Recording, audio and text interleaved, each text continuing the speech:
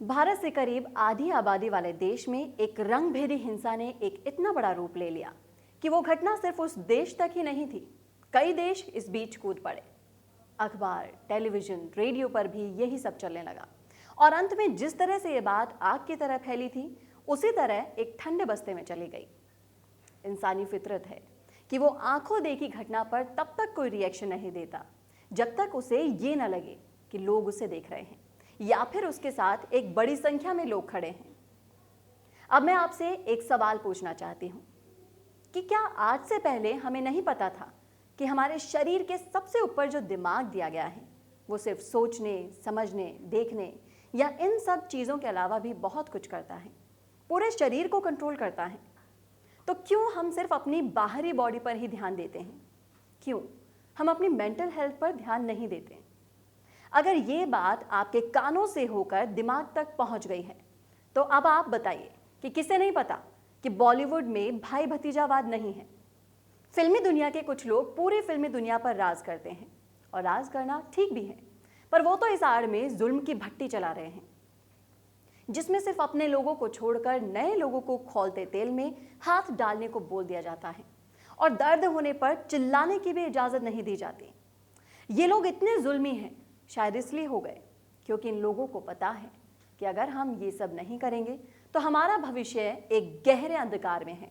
मतलब हम तो चले गए, पर अब आने वाली पीढ़ी को कैसे चला पाएंगे?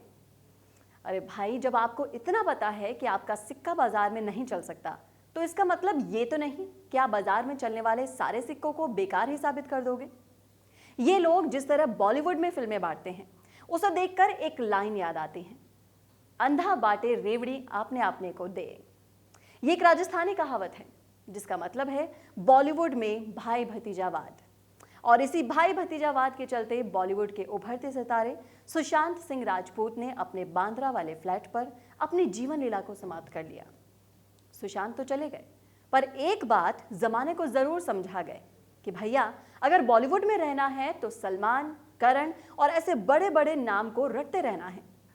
पर अब शायद बॉलीवुड के इस भाई भतीजावाद का घड़ा भर गया है और अब बॉलीवुड के ही लोग इस पर सवाल उठाने लगे हैं।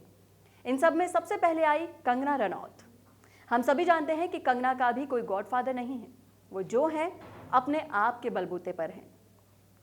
कंगना ने वीडियो के जरिए इस भाई भतीजावाद पर सीधा हमला बोला है। उनको देखकर मानो आधा बॉलीवुड कूद गया है। अब इस लिस्ट में नाम है शेखर कपूर, कोयना मित्रा, बॉलीवुड के सबसे बड़े विलन प्रकाश राज। प्रकाश राज ने अपने ट्विटर अकाउंट पर सुशांत की एक वीडियो भी शेयर की और लिखा है कि बॉलीवुड के इस भाई भतीजावाद में मैं तो बच गया, पर यह बच्चा नहीं बच पाया।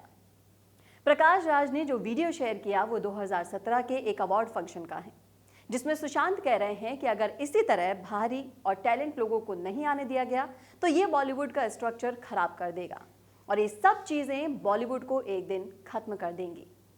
और लगता है सुशांत की मौत के बाद ये हो जाएगा, क्योंकि पूरे देश में पिटीशन चल गई है जिसमें लोगों से साइन कराए जा रहे हैं।